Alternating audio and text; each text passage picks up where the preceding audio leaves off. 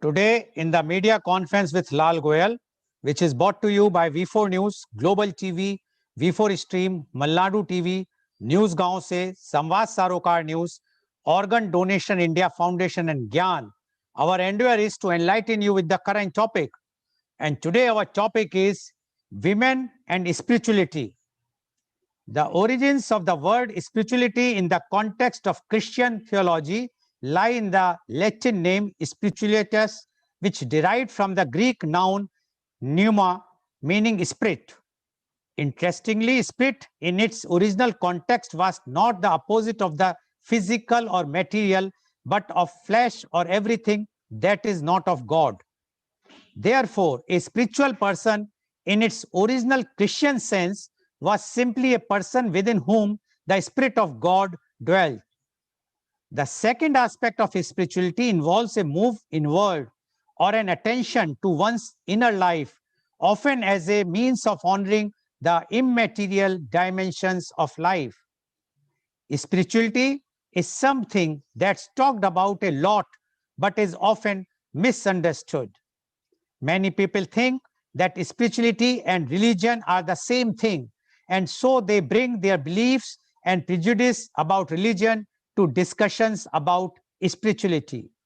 Though all religions emphasize spiritualism as being part of faith, you can be spiritual without being religious or a member of an organized religion. Spirituality involves the recognition of a feeling or sense or belief that there is something greater than myself, something more to being human than sensory experience, and that the greater whole of which we are part is cosmic or divine in nature.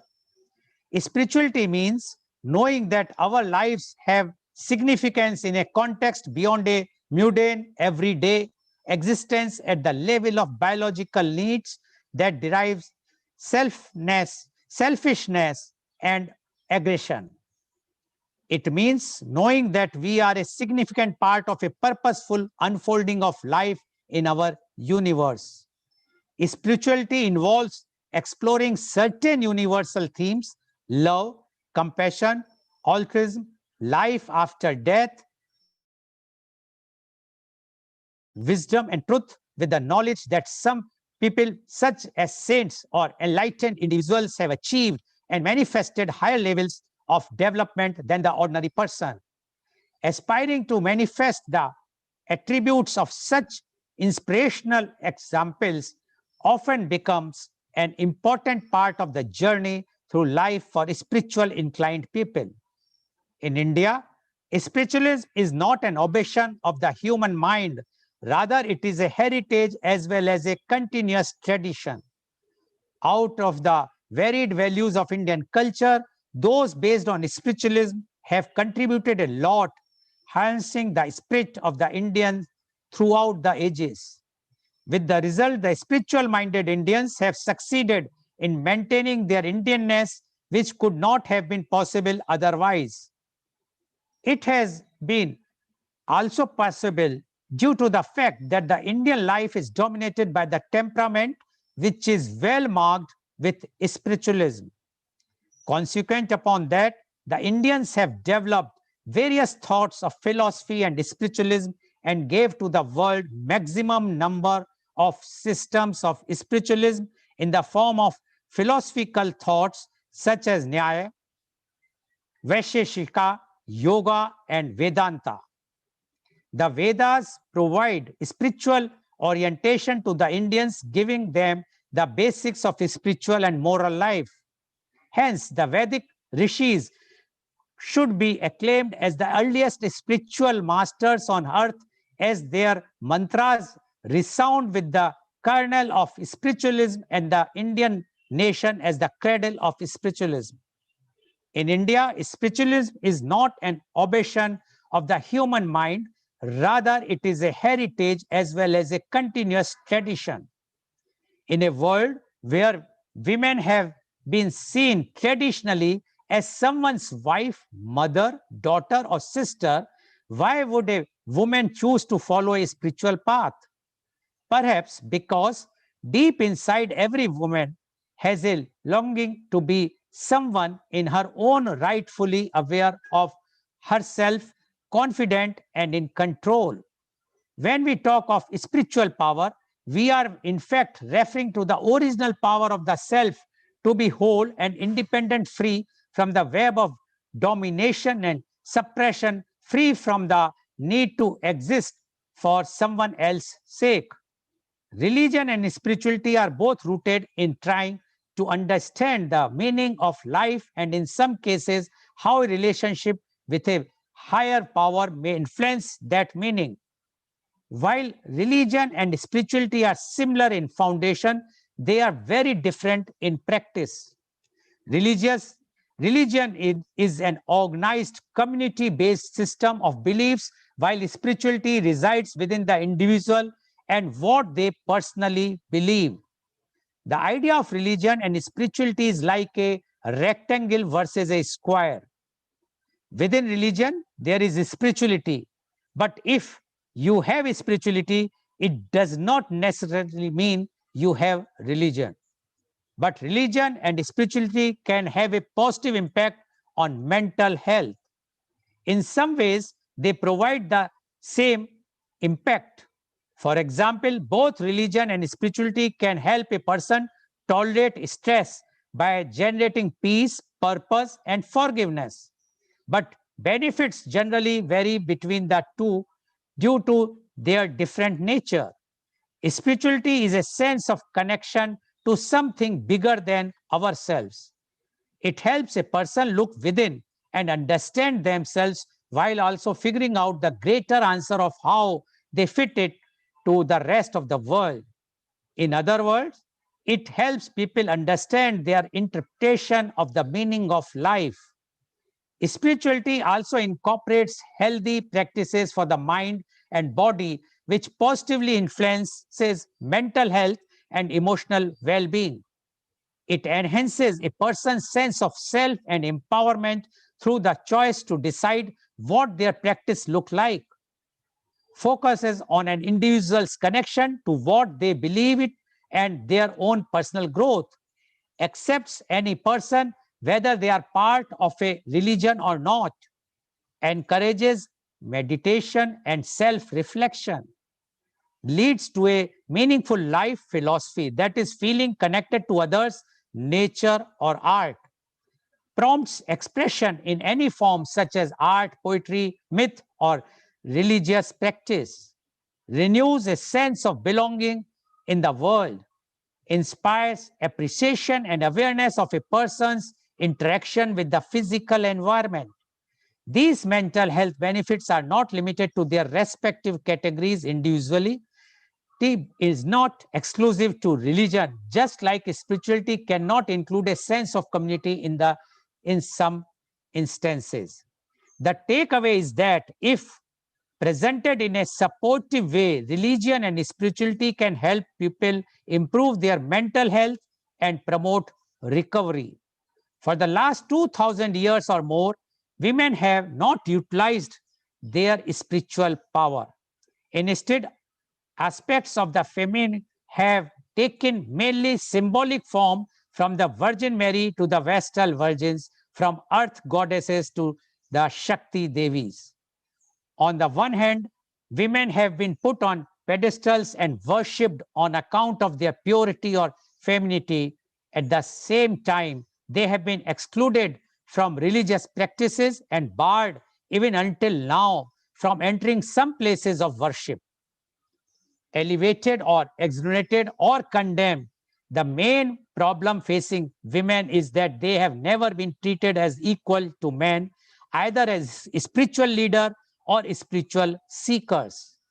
This lack of equality finds its roots not only in sociological and cultural system, but more particularly within levels of consciousness upon which spirituality and attitudes are ultimately based. And to discuss today the, the women and spirituality, we have a very elite, experienced, knowledgeable panel with us. And I would like to invite my first guest. He is Dr. Rajiv Anand. Dr. Rajiv Anand is the senior psychiatrist and marriage counselor. Dr. Rajiv Anand passed his MBBS in 1976 and did MD in psychiatry in 1980 from King's George Medical College, Lucknow. He opted to serve his country when it was very common to settle abroad for brighter future. He has been serving society with his base in Mumbai. He has clients all over India as well as in many other countries. He was honored with Lifetime Achievement Award by AMA.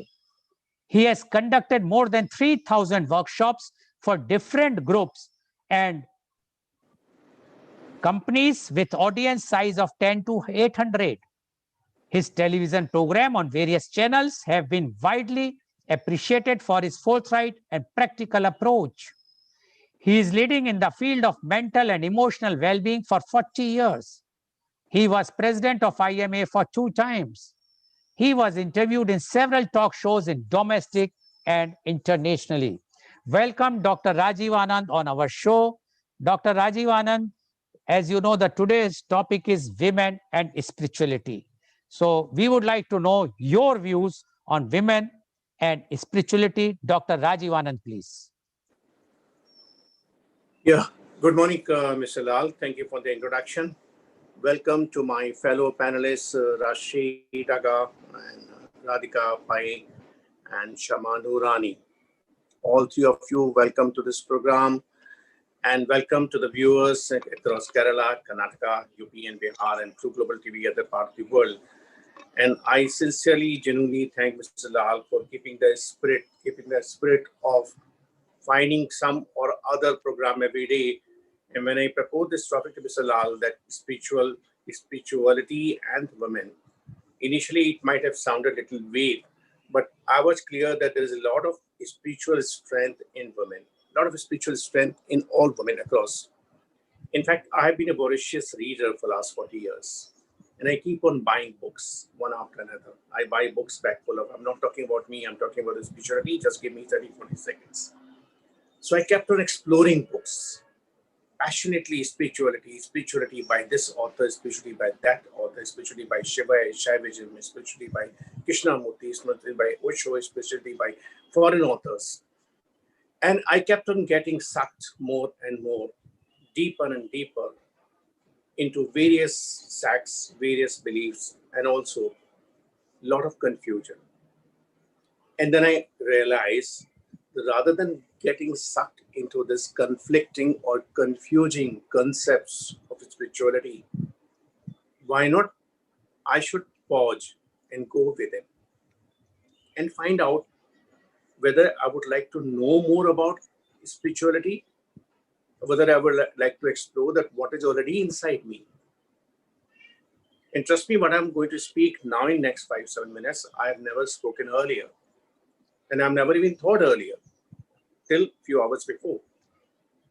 I realized that in our country, in our society, in our traditional family system, in our great mothers and the grandmothers, much before we begin reading about spirituality, much before we begin reading about spirituality, even the spelling of it, we've already groomed in it. We've already given the practical lessons in it. They never knew the word academically. The mother and the grandmother, or whosoever, I couldn't be fortunate enough to see my grandmother on either side. But I'm one of those fortunate persons to have interacted a lot with my mother. And I cherish and I celebrate that they had practical application of spiritual principles.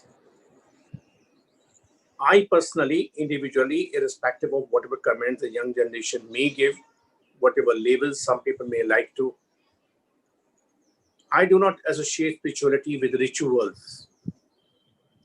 I do not associate spirituality with certain Babas, certain gurus, multi-level marketing, global Babas, or certain sects, whatever they may be doing, good luck to them. I personally believe spirituality is applying certain cosmic principles, certain cosmic laws, certain cosmic rules in life, practically day in and day out, practicing more than knowing. practicing more than knowing, and which, when I began looking inside me, I realized much, much more than the books my mother has taught me. She was the biggest encyclopedia. She was the biggest source of information or the knowledge, which I realized rather belatedly. I wish I should have realized much earlier. That's why I have a great respect for women in general. Even though these days, in today's world, if you say it aloud, people take you as having mischievous intention. People think if you praise some girl or some lady, they think you are hitting on her. You're finding qualities in her face or in the body or in her figure. Far from it. My mother's grooming me has made me develop original, true, genuine respect for those qualities in women, which are original qualities which come from much, much higher power. And I would describe it. What do I mean by it? The word spirituality has got different connotation, different meaning for different people. If you assemble 100 people and ask them to give 5 minute speech on spirituality, everybody would come out his own version. Everybody would come out his own ashram, his own guru, and would like to poach his view on others, would like to rather force his views on others, would have his own arti and would have his own mantra, would have his own yoga, would have his own certain exercises. This is what spirituality is. What I have learned from my mother and from other women also, whom I happen to see closely during my formative years and thereafter subsequent years also. Applied spirituality is far better than academic spirituality. And applied spirituality is simply just being simple as best as you can. Being simple, being humble as best as you can. And accepting everything. I'm talking about what I learned from my mother. I'm talking about spirituality and women. And I saw it being practiced from the closest quarter from the women. Women, the first woman in my life was my mother. Acceptance of everything. I think most men have no idea about how much a woman accepts, right from the time of growing up, dependent on the grandparent or parent or brother or mother, or right from the time of menarche, when the period begins, all throughout the monthly cycle, menstrual period, to the menopause, pre-menopause, through menopause, post-menopause, men cannot understand how much they accept the journey, how much they accept what happens in their body in and out. So acceptance, one of the greatest quality, applied part of spirituality. Second is the trust in the process, trust in the bigger power, as Mr. Lal very rightly said. Trust in much bigger power that whatever is happening will pass away. Trust in the bigger power which is guiding this universe. Trust in the bigger power which has brought us to this world and others too. So that trust is another spiritual strength. Almost all women do have it.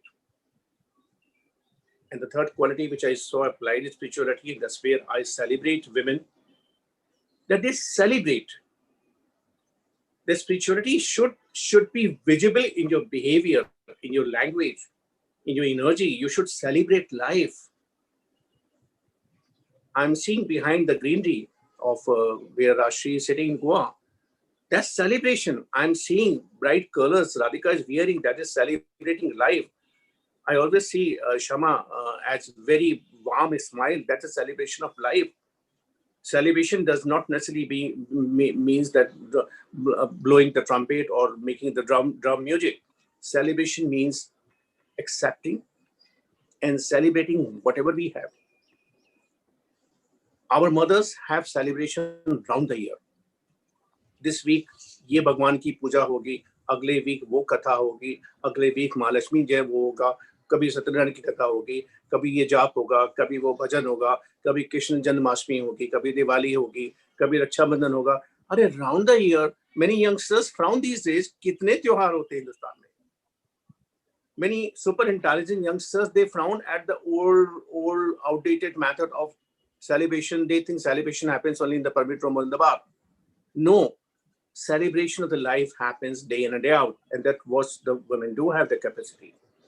Then the fourth quality I have seen in women, and that's where I say I adore women. As I said, talking about women, adoring them, finding them fascinating is a crime these days. and I've often been suspected for committing this crime. If I say, Rashi, you have wonderful quality, Rashi would think that I'm hitting on her. If I say, Radhika, wow, you have so many qualities, Radhika may, if she does not understand me, would think that I'm acting fresh with her. This is what the world has come to, courtesy of a young generation, because they always think that connect to a woman only when you have certain lusts or you have certain needs. Far from it. The quality of giving, the power of giving. Women were the only person in our life we have seen closely who gave much more than they received. And that's the spiritual quality. Shama, I hope you are listening intently. Power of giving much more than receiving. Whole universe give to us much, much more than we receive. Whole universe work on the principles of spirituality. Women have that power of giving far more than what they receive. And the next quality which I have seen in action is power of praying. Power of praying. Praying to certain higher powers. We have seen it from our women in our life. The first woman, as I mentioned about my mother, power of connecting to the higher sources. There were so many methods. There's so many different approaches to connect to the roots. I really feel sorry for many young people who are highly educated, who are very intelligent, who are intellectual, but they have forgotten to connect to the roots. They don't want to mention their native place. They don't want to mention their parents' name. They don't want to mention about which school they have been to. They don't know mention about their childhood friends. While we have to connect to the roots first, wherever we are, whichever, whether we are brought up in Bangalore or whether we are brought up in Bombay, we have to connect to the roots, and then the roots beyond that, the power which has brought us over here, the superpower which is sustaining us, superpower which is nurturing us. So we have seen this applied spirituality through our mother of connecting to the roots through various methods, nurturing the roots. I would finish my presentation, I would finish my talk just in about a minute or so. If you imagine about mother, what things come to the mind of any individual? The love, the infinite love, never-ending love, never finishing. Women of that era have 7, 8 children and have love equal for everyone, even the youngest one. And they lived 40, 50 years with their husband, and they had never-ending love for the husband. Women of today's era, they don't think of bringing one child. They can't dare to think of bringing second child. They can't sustain their love for their fiancé. They can't sustain one marriage for even 10 years, 5 years. They break down further. So women, when they applied spirituality, they had connection with the source, original source of love, never-ending love. Love not what is the understood in the present context. Love far, far beyond it, far, far beyond it. So I'm just in the last 1 minute or so, 2 minutes or so. Applied spirituality has been seen, has been practiced by all women. I may not say in other part of the world, but I presume that women, wherever they are, little less or little more, all of them, they are alike. The power of giving, the power of loving, power of connecting, being humble, being tolerant, being sensible, being sensitive, accepting whatever way things happen, celebrating life in the minimum of the means. Where else we can see, except the last 30, 40, 50 years of this so-called industrial revolution, and USA backed, USA promoted, USA propagated luxurious gadgets, which each one of us do have it. Even now we are using it. Where our parents were, they had much less means, they had much less gadgets. Even the radio was a luxury, even the transistor was a luxury. And we celebrated life.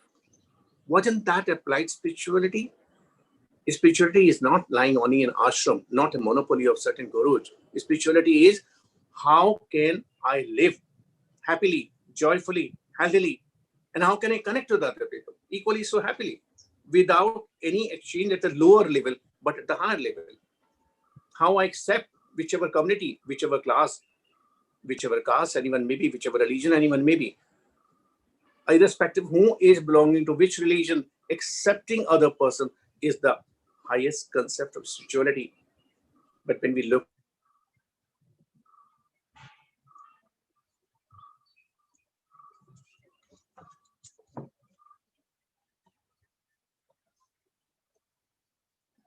it, I think we lost Dr. Anand. Anyway, Dr. Anand, thank you very much, Dr. Anand. We lost your connection, but we will connect you again. But what Dr. Anand has mentioned very clearly about the spirituality, and he says spirituality is not in the ashrams or with the monopoly of some certain babas or gurus. Spirituality is basically with everyone, especially for the women. And according to Dr. Rajiv Anand, he has given the new dimension of spirituality. He mentioned that the spirituality means the women, and the women, he has given the details. He says the women, the first women a person who sees is a mother, and mother is always working tirelessly round the year for the benefit or the for the happiness of the family. And this is only possible because they are spiritual. It has nothing to do with in any religion. They always give more and accept very less.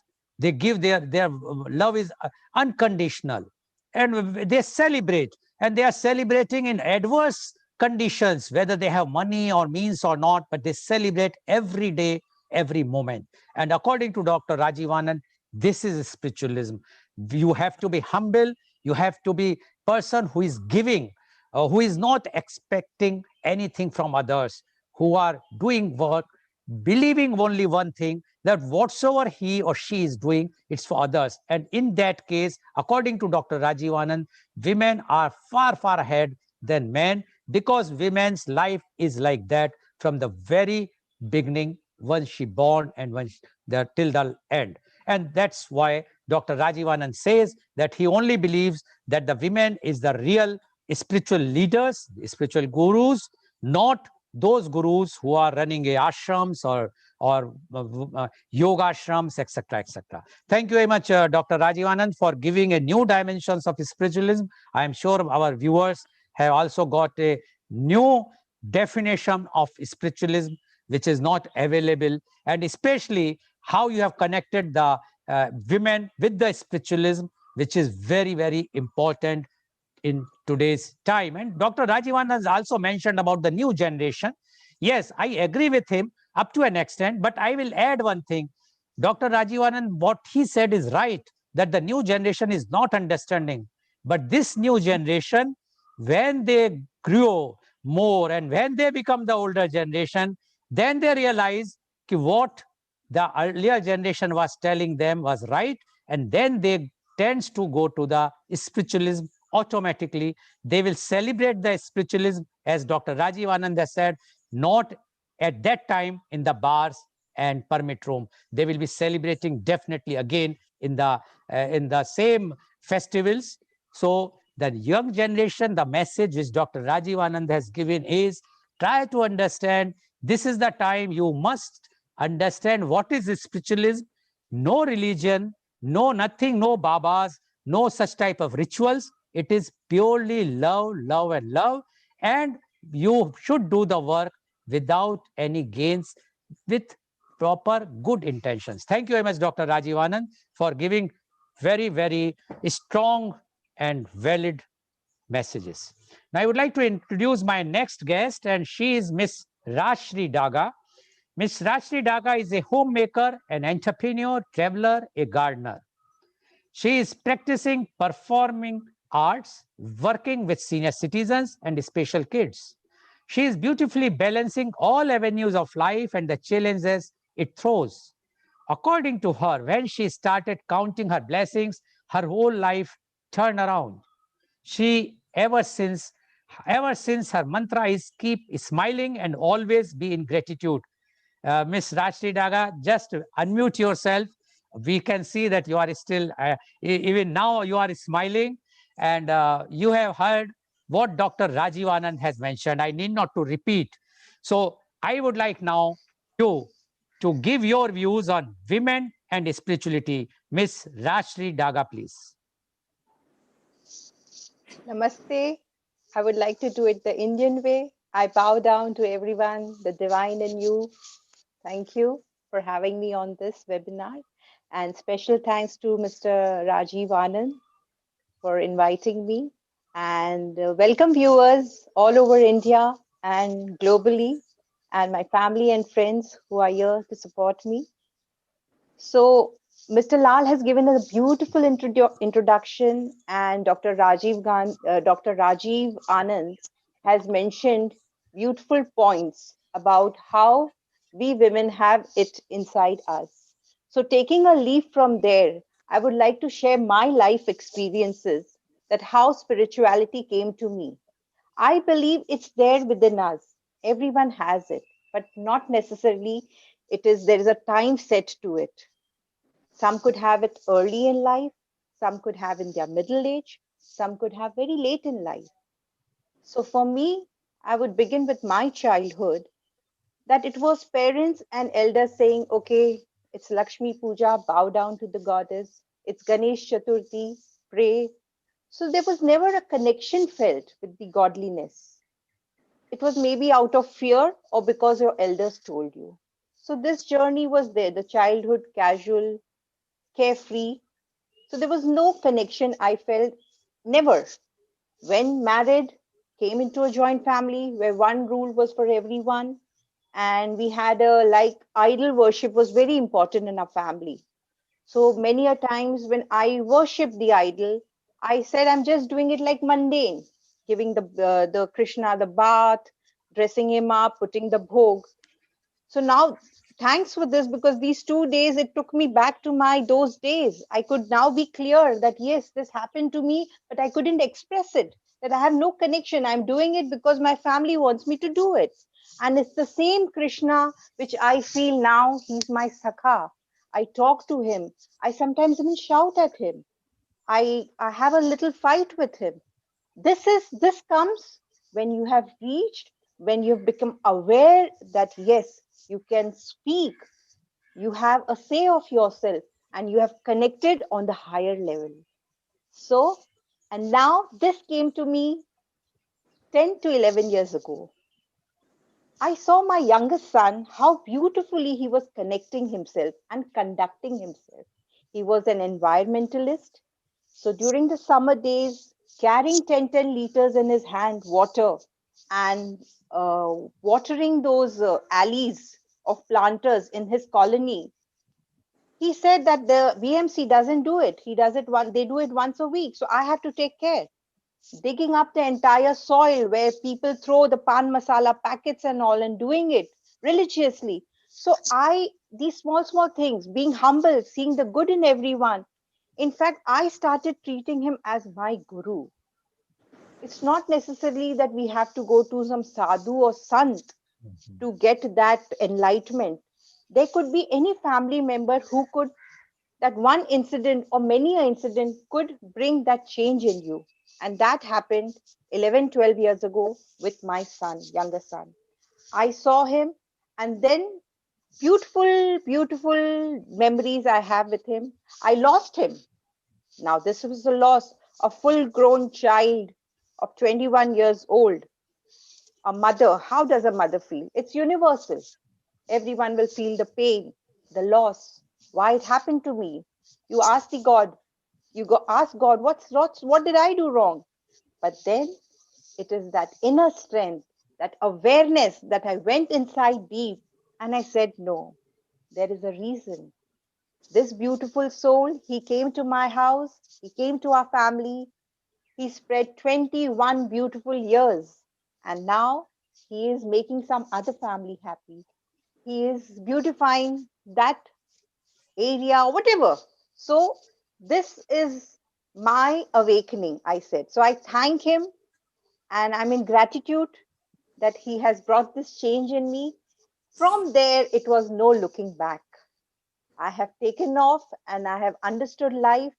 Now, I feel my expression of spirituality would be giving joy to others. Whatever talent God has given me, performing arts, teaching the kids, spreading joy through being humble, loving, and I do that. I'm so thankful to the senior citizen group, they have welcomed me so beautifully that each and every time I am remembered and they want me to perform with them, to teach them. So this is that I am touching each and everyone's soul when they come and give me a hug and bless me. So that every day, a little strength I'm deriving from whatever life has given thrown challenges. So I'm trying to make lemonade out of the lemons thrown at me, actually. And then again, just 2 years ago, not to, after I lost my son, after that again I lost my husband. So again, what is this? Why are you doing this? So then this inner strength that the women develops, that no, there is some more, something defined for you. There's something more that he wants you to do. Then I understood that no, I have a purpose now in life. Never be on the lower plane. Try to, yes, it comes, I agree to it, but then how to come out of it? I have so many things to be in gratitude.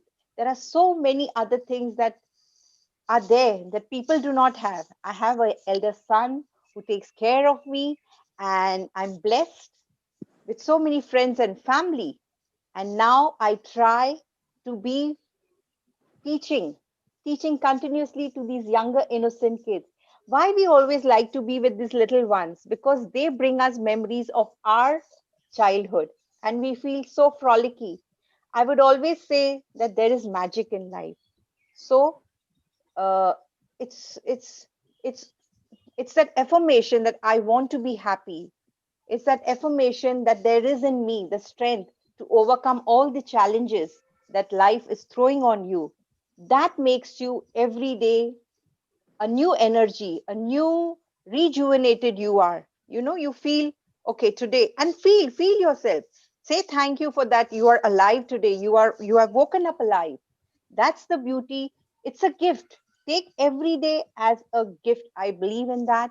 And this strength comes when I go inside. Every day I talk to this beautiful person who I am. We talk on WhatsApp media, we chat, we are talking to people. But what about talking to ourselves, to oneself? Enjoy that person being with you. Be your friend to yourself first. Then you get all your answers, you get your inner strength. That's spirituality to me. Maybe I don't like yoga, but I would like a Bollywood dance workout. So that's expression. Do if what makes you happy, that brings the inner strength to you. Maybe a walk on the beach. Maybe some people enjoy working at the office. Some people just like to unwind by reading a book. And definitely, I would say reading helps. Reading really helps because when I read, I get this power in me to again every day have a head start and go and take on life as it is. So I do not know the time, Mr. Lal. Please let me know. No, no, please go ahead if you want Okay. to. Yeah. Mm. Yeah. Or So if you, my yes, go ahead.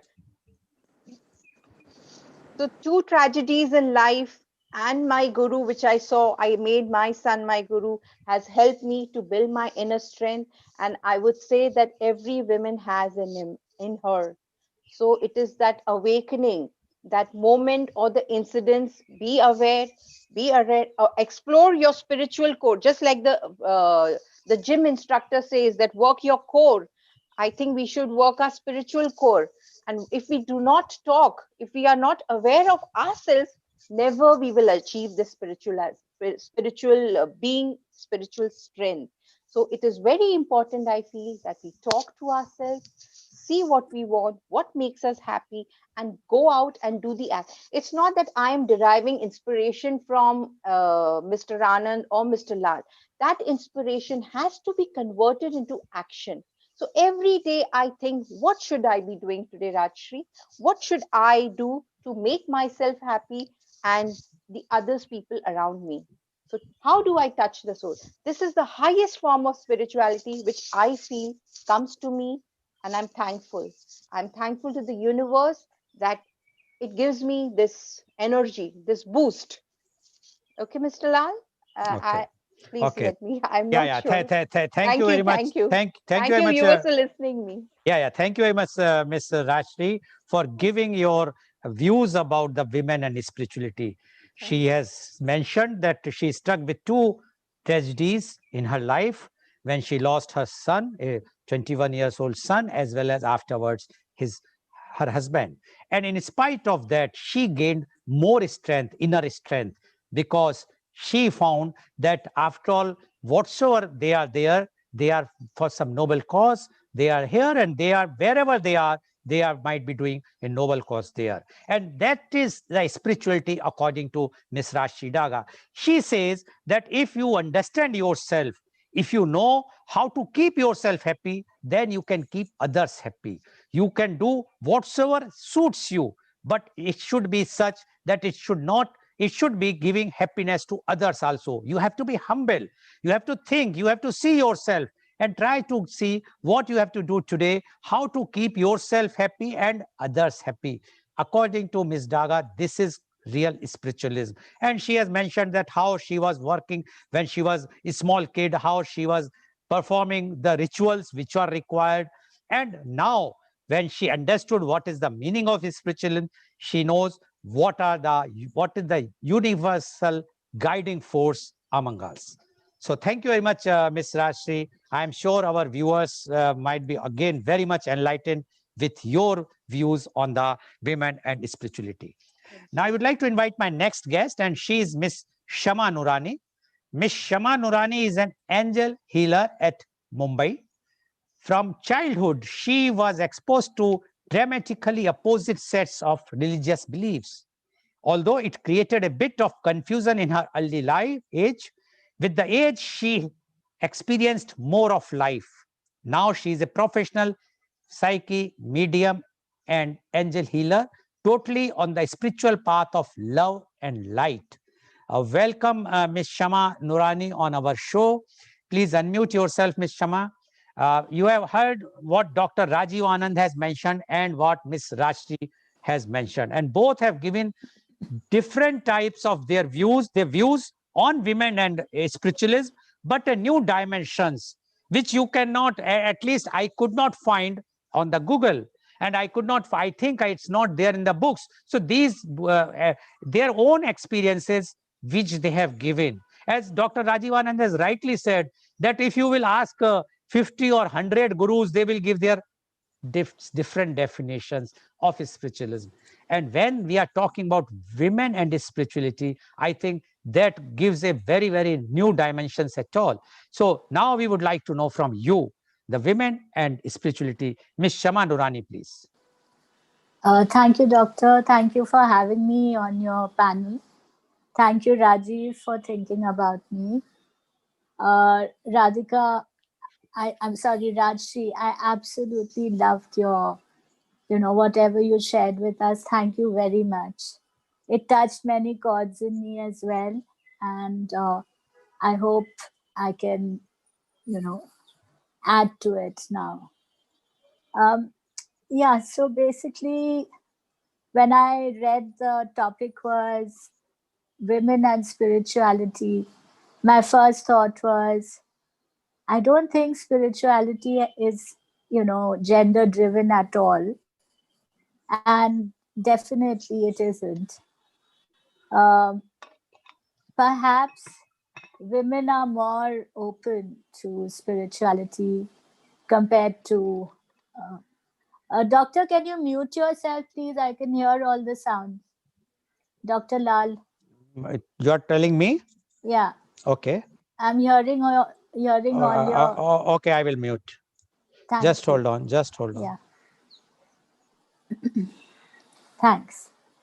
Yeah, so right from the time I was a child, I was exposed to two diametrically opposite, visions, as you might say, of spirituality. From the age of 0 to 13, I was brought up in a household.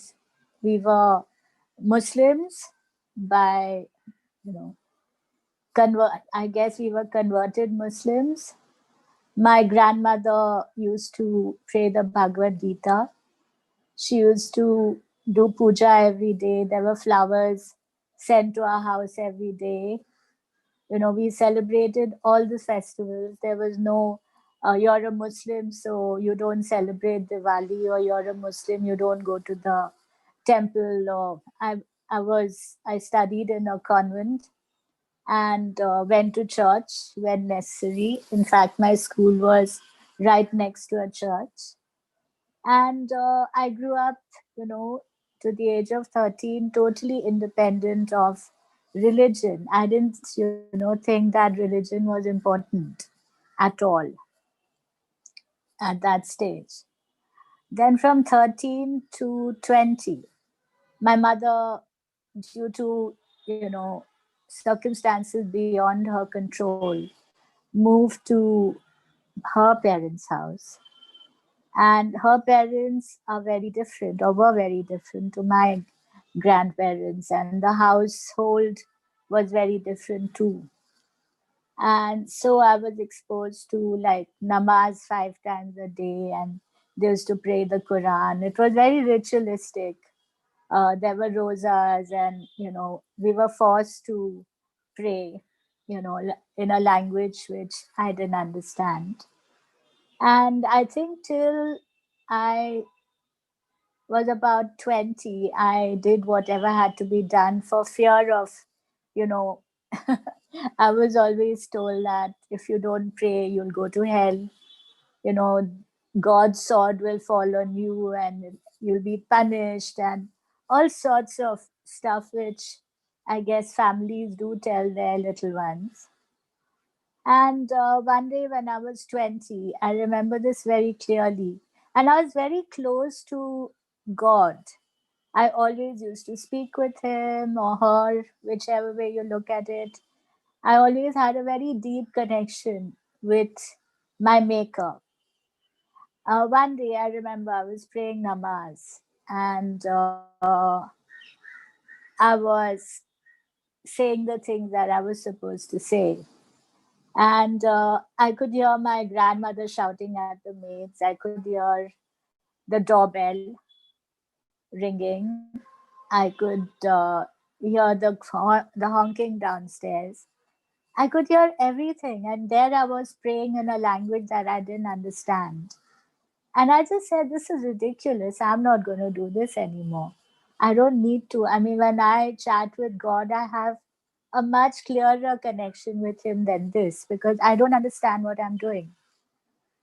So that was the last day that I picked up courage with both hands and decided that, okay, if I get punished, I get punished. And, you know, whatever will be, but I'm just going to go with my soul and how I feel. And that is exactly what I did. And I've never regretted it. That was the day I actually started my life as a spiritual person. Spirituality to me is not religion, you know. Yes, a religious person can be spiritual, but a spiritual person doesn't necessarily have to be religious. And to me, religion is rituals.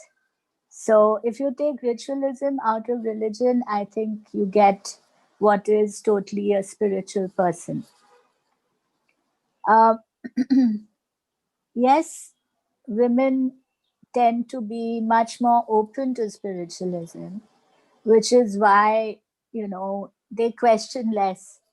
I know basically many men would question spirituality. My son, for instance, he's 28, and he's been brought up with me talking about angels and walking, you know, on the path and staying in the now, and, you know, not allowing yourself to worry, you know, handing over your worries to the universe.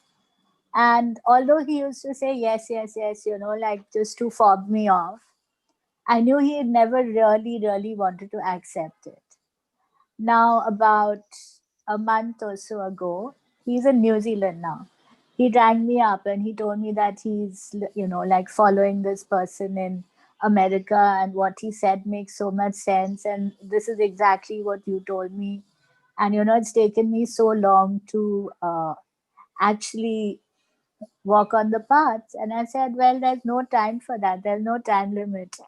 You can start early or you can start late, but it's the enlightenment which is the most important, and that's what's happened to you. So there is no age, as Rajshi very, rightly said. It's just how you are and how you feel within. Um, to me, spirituality is linked with karma. Everything that happens in our life is karmically connected, whether it is meeting people, whether it's sadly losing people in your life. When I say that, I don't mean it's a punishment. I mean that our time with someone is over. I lost my dad when I was 9. And to date, I still cannot accept that he's no more. Though I know he's no more. Being a medium, I connect with him, I speak with him. But just the feeling that he's no more in this world, the feeling that I felt when I first came to know, that feeling is always going to be with me, you know. So I realized much later on that people come into our lives for a certain amount of time, and once our karma with each other is done, they depart. It's the same thing with relationships.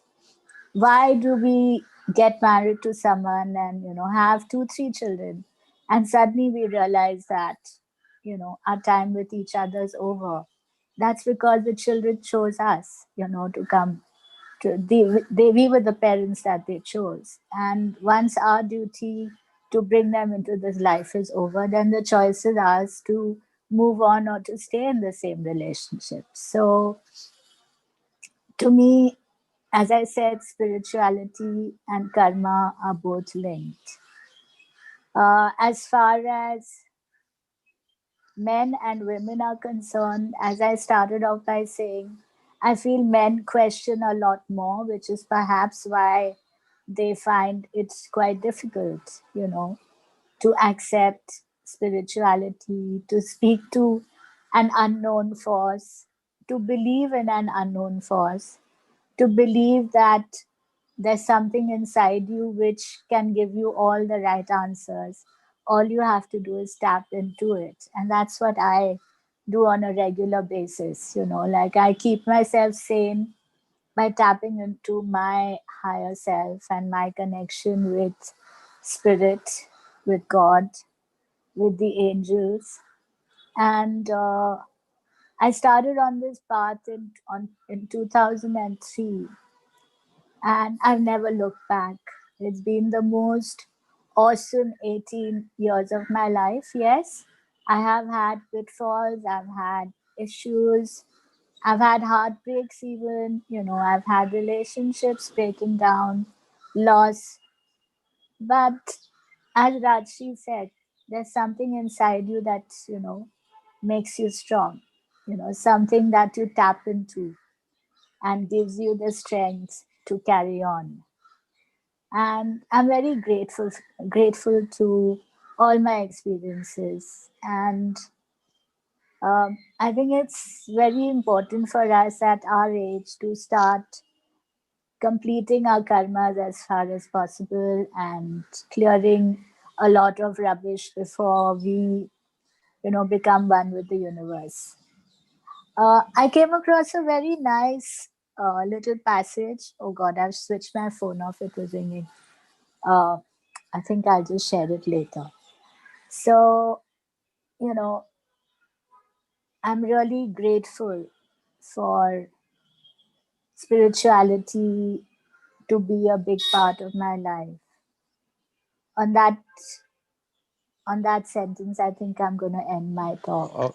Okay, thank you very much, Ms. Shama Rani, for giving your views. And she started by saying that earlier she is a Muslim, but her forefathers might be Hindus. She's not sure, but she says that they might be converted because her grandmother used to perform all the Hindus' religion, pujas, etc. And but she says that afterwards, when she grew, she found that she has to perform the namaz 5 times, because her family were performing 5 times namaz, and it was the language which she is not understanding at that time. But in spite of that, she used to perform. But one day she decided that now it's enough is enough, and she connected herself with her soul, with inside. And she says, then I started thinking, what is spiritualism? And in that way, she has started connecting. She said that, and then she started getting lots of peace of mind, although lots of problems came. And she believes in karma, and she says that karma and spiritualism are very interconnected with each other. She says the religion is not that, because if you take out the rituals from religion, then you are going for the spiritualism. So she is very clear in her views that spiritualism has nothing to do with the religion, but it has to do with your karma and how you go inside of you and analyze yourself and try to connect with the pupil. Although she is an angel reader and she is using the medium to connect, she says that she is connecting those who are not even, no, they are no more now. So that is what she mentioned. But she says that happiness, what she is getting now, is eternal, and this is because of her karmas as well as because of spiritualism. Thank you very much, Ms. Shama, for giving your very enlightening views. Again, you have given a new dimension of spiritualism.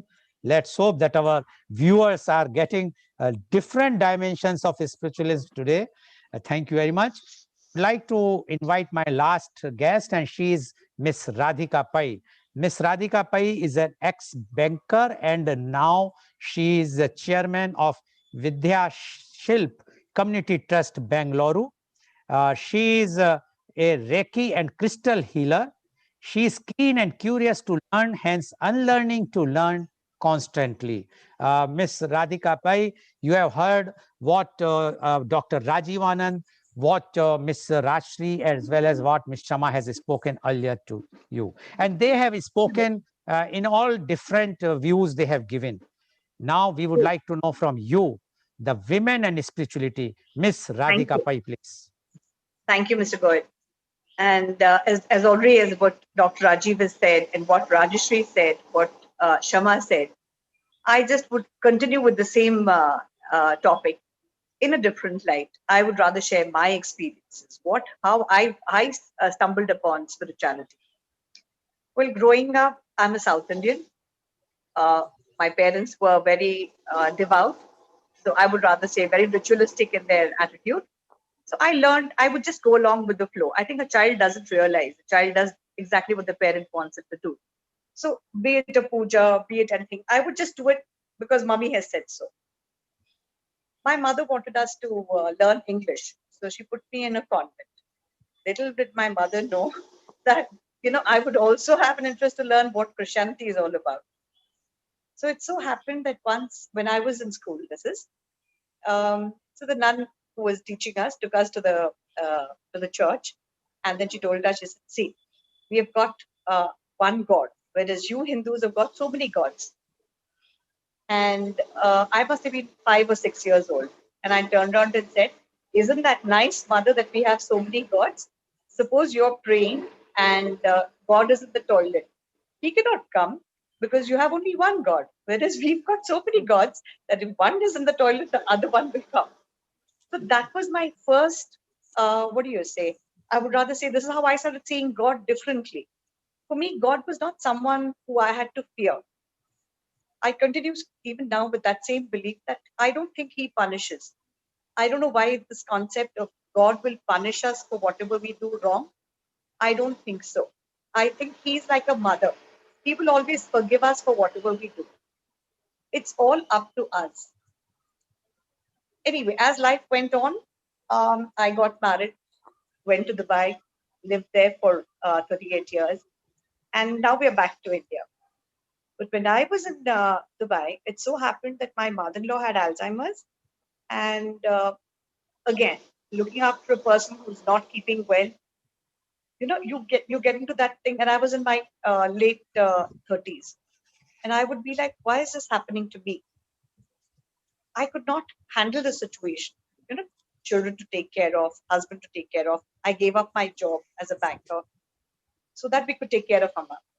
Now, she was the priority for us, but it also took a toll on my health, took a toll on my mental health. That's when I started going to, I would not want to name where I went, but I went there to learn a breathing technique, which helped me immensely at that given point. But again, there I realized that people were just following someone. That was not what I wanted to do. I started reading intensively. When I started reading intensely, I realized that there is so much knowledge that everyone is sharing. So much that Jiddu Krishnamurti says, or Khalil Gibran says. So many of the works that I read. But ultimately, what I realized was I am made differently. My problems are different. Everyone's DNA is not the same. I believe that everyone's problems also are not the same. So when we seek something out, we're not going to get the answers, because whatever problems we have, the solution is only with us. We have created these problems and we only have the solution to it. My take on spirituality is, I would, again, like I said, I am still the same person that I was. I'm not going to, I'm not the type to go and confront anyone or say that what you all are doing is wrong. I'm ritualistic to the sense that if need be for the peace of the house, I will do those rituals. It's just that it will make everybody happy. But if it's let on my own, I would not want to. Like I said earlier, this is only to see that if I believe that if I'm going to force my opinion on somebody else and say that I don't think it's right to be ritualistic, in my view, that's wrong. I do what I want to do, but I don't force my opinions either on my husband or my children. No one. Another instance I can tell you on how women are treated differently. Just recently, my brother passed away. Now, he was alone and he was in the old age home. And it so happened that no one else could come. His son was not available to come. And I went to get to the cremation. The mindset of our people is such that the Purohit told me, he said, no, Ma, you can't do it. And I asked him, I said, why can't I do the ritual? He said, no, you're a woman. And I said, well, I think I know that, but why are you stopping me from doing it? He said, no, anyone else, any man can do it. कोई आदमी कर सकता है, औरत ये काम नहीं कर सकती, दाह संस्कार औरत कर ही नहीं सकती. And I told him, I said, no, I refuse to believe, to agree with you. You're telling me that if I can't do it, what's the option? The option would be the ambulance driver. He's somebody else. Then I went ahead, did my brother's, I did all the rituals that's required for the cremation, cremated him. Trust me, I don't think there is. And again, when I came back, after the ritual, he told me, he said, you have to go to the temple, you have to do a prayer, you have to do a kshama, you have to ask God for forgiveness. And I was like, forgiveness for what? So he says, no, because you're a woman and you have gone ahead and done this ritual. This is where our whole mindset of how women were always kept away from spiritualism, from even in religion. We never had a part ever to play. Today, I think women are understanding this. I think women are coming out of their shell and they are coming and staking a claim. This is what we all should really be doing. A mother who's a giver, a mother who's given birth, something which is not possible easily, right? That's a lot of pain that she goes through. She doesn't mind going through that pain again to give birth to another child. She's the person who forgives her child, irrelevant of what. And like doctor said, it is unconditional, infinite love that a mother has. That's what a woman is all about.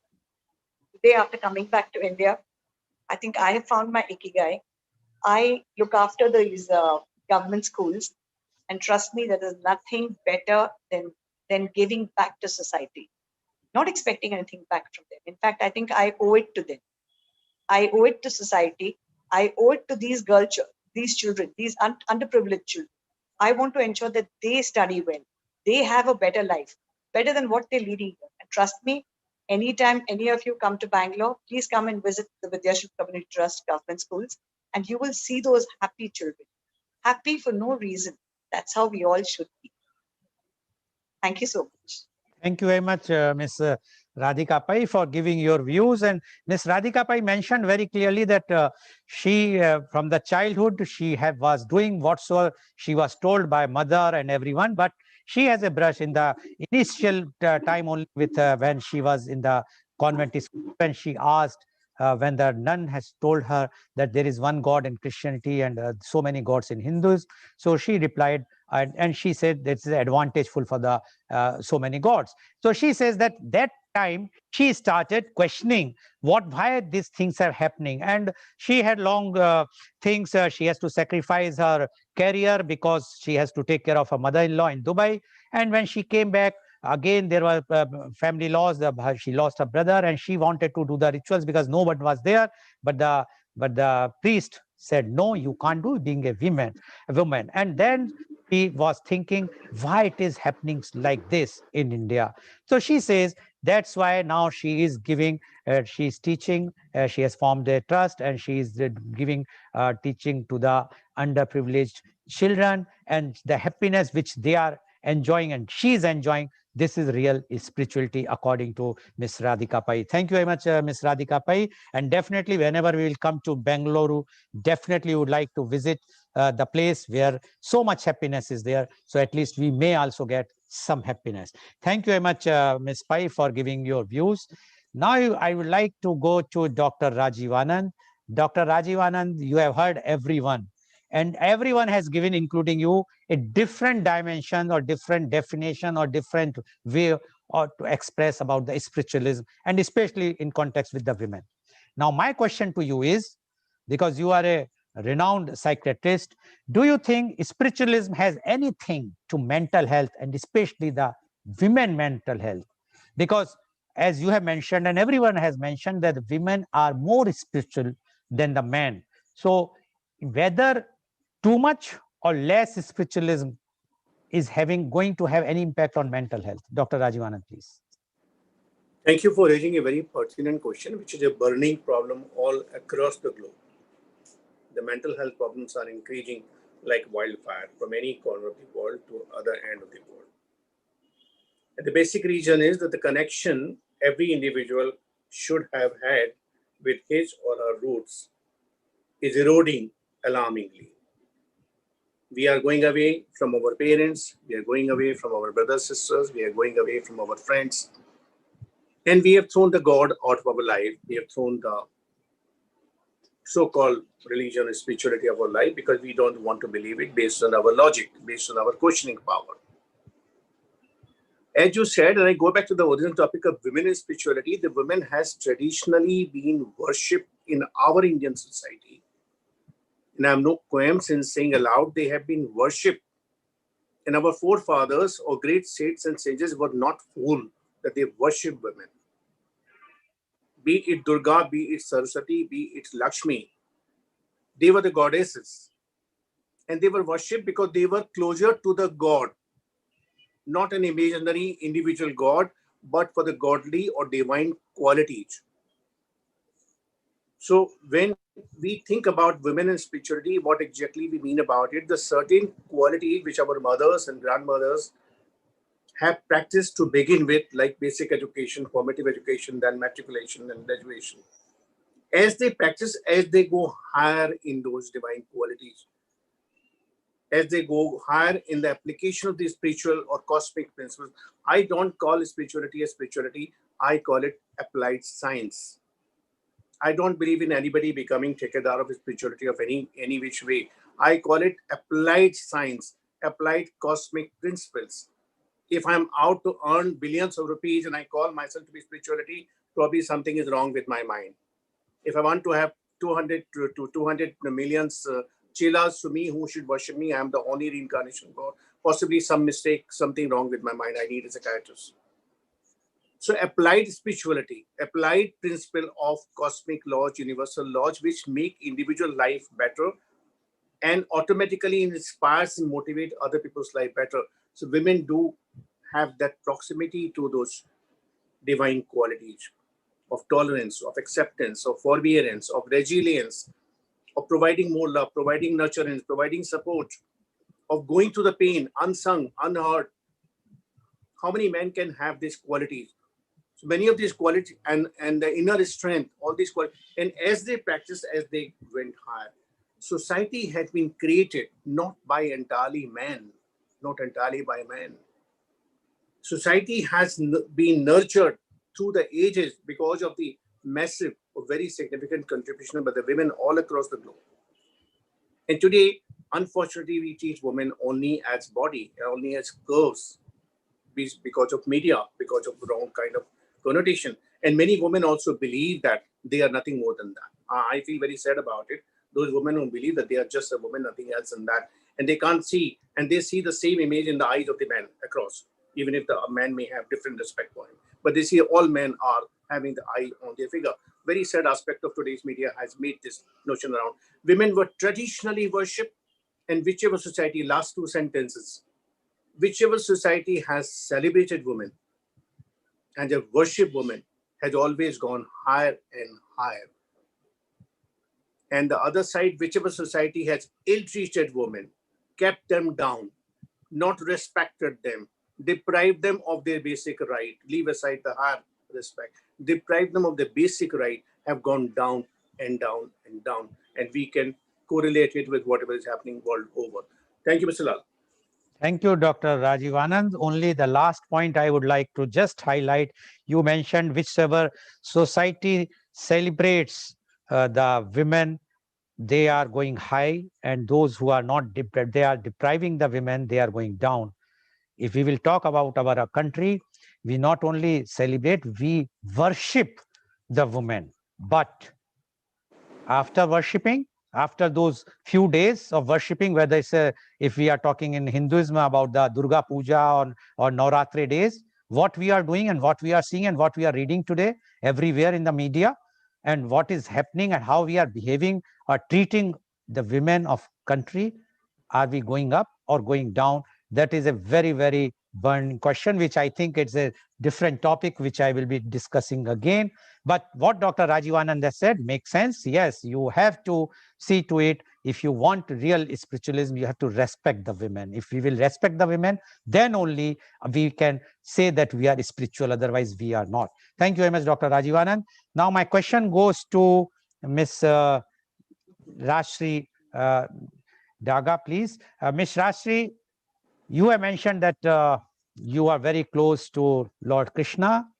You used to talk, you used to scold. Now, you see Lord Krishna as a Lord or God, or you see, like you mentioned, the Sakha. Sakha means friend, intimate friend. Or you see like a ordinary person who is there, who can be today Lord Krishna, or if any other religion, someone else. So, spirituality and the religion, do you think they are more or less same, and especially for women, or something different? Because you also mentioned about Lord Krishna and you are talking about spirituality. So my question to you is that spirituality and religion are more or less same for the women or not? Ms. Rashri Daga, please. Please unmute yourself. Please unmute.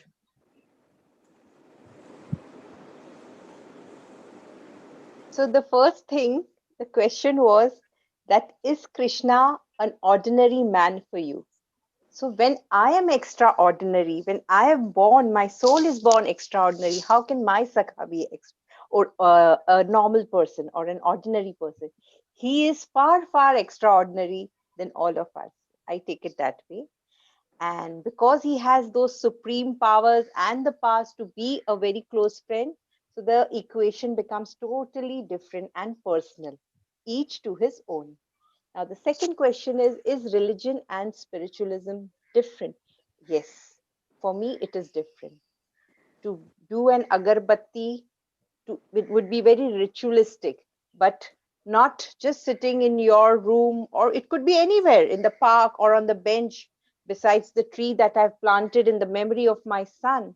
That could just be a wow moment for me. So that's spirituality. But religion is totally different according to me. I also want to say this down friends in South who are so religious to come out and interact with your women group and express your feelings, be vocal, because In India, South is considered to be the most religious hub, where women are really, really very religious. But are they also entering their spiritual zone? So that is my take from this, that please do think about this and try to be interactive. Just have forums where you can just express, no religion around, just express what you feel, and be that are you aware of yourself. Thank you. Thank you, Ms. Rashri, for giving your views. I can only add one thing, that, as you have mentioned about the South, yes, South is a very religious place, no doubt about it. But here, people respect women like anything.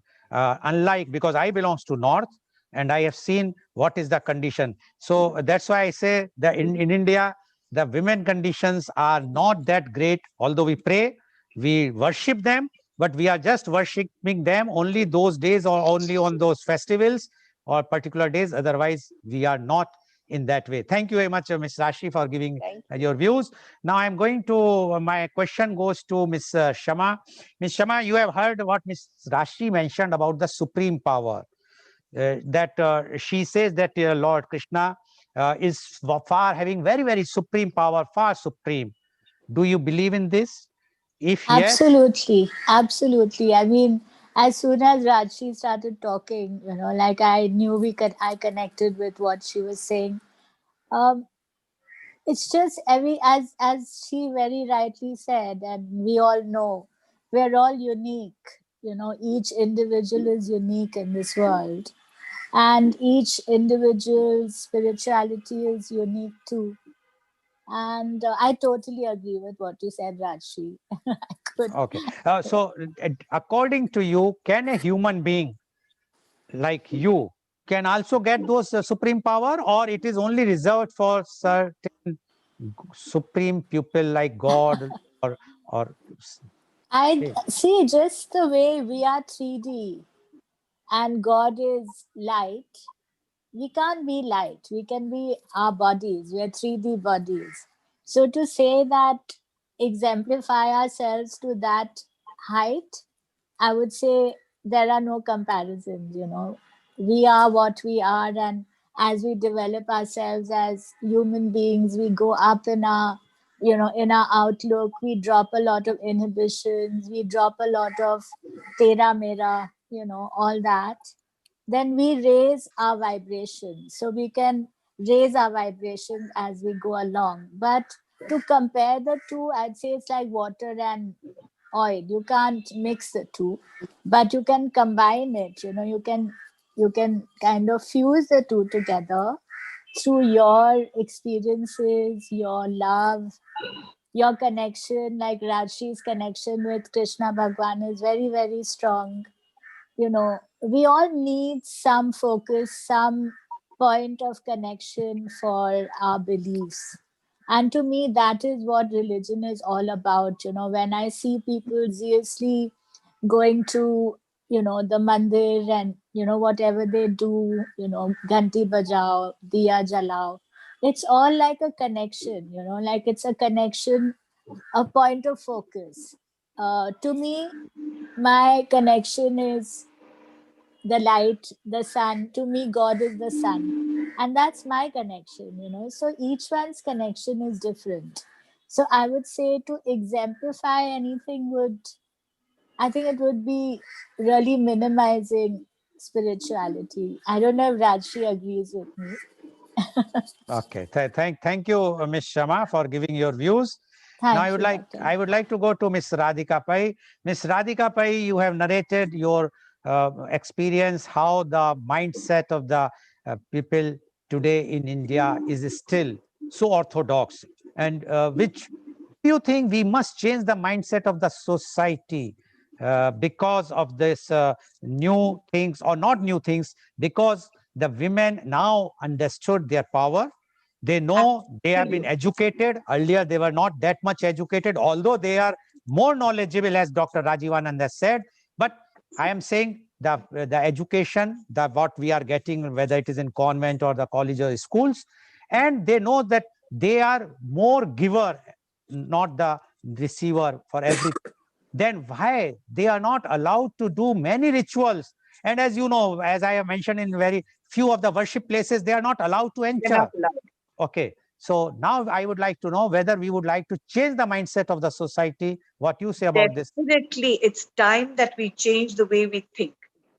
You know, it's 110%. This is the time. This is the moment. You know, why are we still being so regressive? Why are we still doing this kind of divide? You know, between aap alag ho, main alag hu. Kyun? We are one. We are one. We've come from the source as one. बाद में हम but गए. You know, so like I still don't understand. I'm still like grappling with trying to understand why this is happening. And I would rather say the government should look into, they've taken out the subject which we grew up having, moral science. Remember, we had the subject moral science? That's no longer there now. And I feel children should be inculcated with the moral values. ये नहीं रहा तो फिर आगे क्या होगा? नींव ठीक नहीं है तो फिर आगे कैसा बढ़ेगा? देश कैसा बढ़ेगा आगे? So, you know, with so much of technology going on, we have a lot of misinformation that's floating. Today, what's happened? We've got parents, both the parents are working. We don't have the joint family culture anymore. नाना नानी कभी कभार मिलते हैं, दादा दादी तो पता नहीं मिलते भी है कि नहीं. So it's become like, you know, we've become disoriented there. Family का structure change हो गया है. So earlier days, we learned these values from our grandparents. I'm sure the mothers would want to impart those values, but they are busy with their work. काम से फुर्सत मिले तो फिर ना बच्चों को वो ध्यान देंगे. So what they do, TV लगा के बिठा देते हैं. So, and what is the TV showing them today? You know it, and I know what's happening.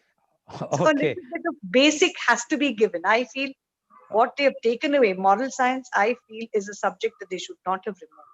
Okay, thank you, Ms. Pai. Only my add-on to is this, that the fault lies with the women, with due apology. The women in India are more than 48% of the population. And see, in the policy making, how many MPs are there in parliament? How many MLAs are there? Why the women are not voting for the women? So fault lies with you, not with the men. If you will decide, if the women of India decide that we have to come, take the policy decisions, we have to come in the policy making, you have to come forward. And in no need of reservation, if all the women will start voting for the women candidate only, then the women will win. And then definitely the mindset will change, where the rituals which are conducted, done by the men today only, those doors will be open for women also. Okay? Anyway, that is again a different topic. A different topic totally. Yes, thank you very much, Ms. Pai. Now, only 30 seconds to each of you, starting with Dr. Rajiv. Any suggestion you want to give to either to the government or the public? 30 seconds. So much before I give any suggestion to the government or to the public, let me share what I can do about it. That every individual should see mother and sister in every woman. Let things begin from there first. Let's treat every woman as a respectful woman, having equal rights as much as a man does have it. The basic principle of spirituality is, as she said a while back, the uniformity, commonality. There is no you and I. There is we, we. That's the first basic principle of spirituality. Okay, thank you very much, Ms. Rashi Daga. 30 seconds. Please unmute. Please unmute. Please keep yourself unmute, all of you. Yeah. So my suggestion would be for the rural India, that just like this high society here in Metropolis, we have counselors. I would suggest that the government should have counselors for these women who could interact and be vocal about and express their views and opinion. Thank you. Okay. Thank you very much. Ms. Shama. I really feel connection between families is missing. Even the nuclear family, parents don't have time for their children. You know, children are busy with their work, etc. I feel a lot of good things come when families interact with each other. So my take on this is spend time with your children. You know, explain to them what we have spoken about today. You know, they are the young generation, the young India, the young world. And Okay. the more you teach them, the better it will be for the future. Okay. Thank you. Thank you very much. Yes, 30 seconds. Pai. Yeah. So my thing is, let's all be more God loving. Let's all be more forgiving. Let's all be more understanding towards each other. We never know what the other person's pain is all about. Let's not be judgmental. And Okay. let's live for now. Okay. Thank you. Thank you very much. So today you have seen, how the experts in the field have given their views, and one view is common: the spiritualism is nothing to do with the religion, and spiritualism is more with the women, because the women are always a giver, and they are from the very childhood, they are giving their whole life for the benefit of the family or the benefit of the society or the nation. And the message is very clear that the civil society, or especially the men, should start respecting, they must respect the women folk, so that we can really develop our family, our country. That is only possible if we will start giving the respect. And there no doubt about that, the correlation with the spirituality with the women is far more than the men, and men must respect it. Thank you very much for giving your views. Today's program has been live telecasted by V4 News, Global TV, V4 Stream, Malnadu TV, News Gaon se, Samvad Sarokar News, as well as it was shown live on Facebook and YouTube. And our endeavor is to address and every day bring you a new topic. And tomorrow, media conference with Lal Goel. The topic is prevention of sexual harassment in India. Yes, there is a law which is named as POSH, that is Prevention of Sexual Harassment in India. And our panelists are Honorable Justice Anjana Prakash, Senior Advocate, former Judge, Patna High Court, New Delhi, Advocate Kanishka Tyagi, Head Business Strategy, Legam Amicus, New Delhi, Advocate Divya Goel, Partner, Legam Access, New Delhi, Advocate Shivang Bhargava, New Delhi, and Mathura. Please tune in tomorrow to watch media conference with Lal Goel at 10:30 a.m. Thank you very much, Dr. Rajiv Anand. Thank you very much, Ms. Rashri. Thank you very much, Ms. Shama. And thank you very much, Ms. Radhika Pai, for joining and enlightening all of our viewers with your very, very expert views. Thank you, all the viewers, for joining us.